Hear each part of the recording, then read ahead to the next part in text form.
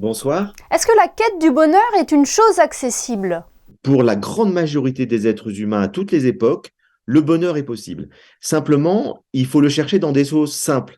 Il faut le chercher à travers la relation, la qualité de relation que nous avons avec les autres. Il faut le rechercher à travers la qualité de relation que nous avons avec nous-mêmes, c'est-à-dire apprendre à nous connaître. Et donc, ce sont des choses que tout le monde peut faire, mais qui demandent quand même un peu de vigilance, un peu d'attention. Après, les conditions extérieures influent évidemment sur notre bonheur. Si vous avez quelqu'un qui décède, vous serez évidemment malheureux. Si vous perdez votre emploi, vous serez malheureux. Mais en dehors de ces cas d'épreuves extrêmes, le bonheur est proposé quotidiennement à la grande majorité des êtres humains. Et est-ce que cela dépend que de nous? Non, ça dépend en partie, comme je viens de le dire, des causes extérieures qui influent évidemment sur notre morale, mais ça dépend en grande partie de nous. Aristote nous dit, pour moitié, à peu près, le bonheur dépend de nos choix, du regard qu'on porte sur le monde. Et vous allez avoir deux personnes qui vont avoir la même épreuve, qui vont traverser les mêmes difficultés. Certaines vont être malheureuses et d'autres vont rester heureuses, sereines, parce qu'elles verront les choses positivement. Et donc, on sait bien que le regard qu'on porte sur les choses impacte profondément nos émotions, impacte profondément notre état d'être. Et qu'est-ce qui nous motive à cette recherche du bonheur? Je crois que la recherche du bonheur, elle est universelle parce que l'être humain a besoin de s'accomplir, de se réaliser, de trouver un état de satisfaction. Comme les animaux d'ailleurs, hein, les animaux recherchent toujours la satisfaction. Mais le bonheur, chez l'être humain, il est plus complexe.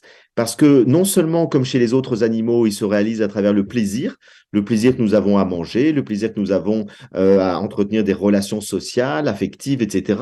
Mais il se réalise aussi à travers la recherche de sens.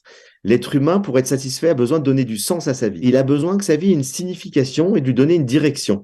Et donc, ça rend plus complexe la recherche du bonheur. C'est pourquoi la plupart des spécialistes qui travaillent sur le bonheur nous disent qu'une des choses qui rend l'humain le plus heureux, c'est d'être utile aux autres. C'est de faire des choses où il se sent utile. Et ça, c'est quelque chose qui est tout à fait universel aussi. Un être humain qui se sent inutile est souvent malheureux, par exemple. Il y a des choses qu'il ne faut pas négliger comme cela pour être heureux dans sa vie. Est-ce qu'il y a des outils pour réussir notre quête du bonheur? Moi, je dirais deux choses. D'abord, être présent à ce qu'on fait. Puisque vous avez des neuroscientifiques qui ont étudié, vous savez que chaque fois que nous avons du plaisir, c'est lié à de la dopamine. La dopamine, c'est une substance chimique que nous avons dans le cerveau et qui nous apporte du plaisir. Et chaque fois que nous avons du plaisir, il y a un shoot de dopamine. Et on s'est posé la question, d'où venait la dopamine? Qu'est-ce qui fait que ça va se déclencher?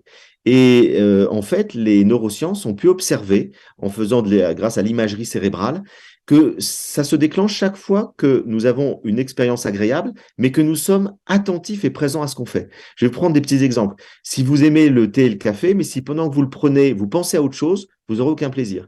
Si vous aimez prendre une douche et puis que vous pensez à tous les soucis de la journée, vous n'aurez aucun plaisir. Si vous vous promenez devant un beau paysage et que vous pensez à votre feuille d'impôt que vous n'avez pas remplie, vous n'aurez aucun plaisir. Et donc, la première chose, c'est d'être vigilant, à être présent à tous les petits plaisirs du quotidien.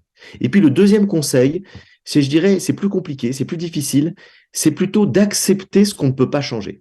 Tout ce qu'on peut changer, eh ben on fait tout pour le changer. Si on est en mauvaise santé, on va se soigner, etc. Mais si on ne peut plus rien faire et que les choses ne dépendent plus de nous, vaut mieux être dans l'acceptation.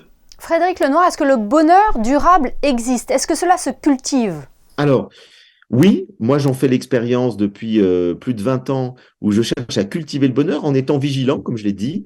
Chaque fois qu'il m'arrive une épreuve, une difficulté, je me dis qu'est-ce que la vie peut m'enseigner aussi, quel bon parti je peux en tirer. Vous savez, les Chinois, l'étymologie du mot crise en chinois, ce sont deux idéogrammes. L'un qui veut dire danger, l'autre qui veut dire opportunité. Eh bien, j'essaie de mettre ça en action. Et à travers toute difficulté, toute crise, qu'elle soit individuelle ou collective, je me dis quelle est l'opportunité? Comment je peux voir les choses autrement? Comment je peux grandir à travers cette difficulté ou cette épreuve?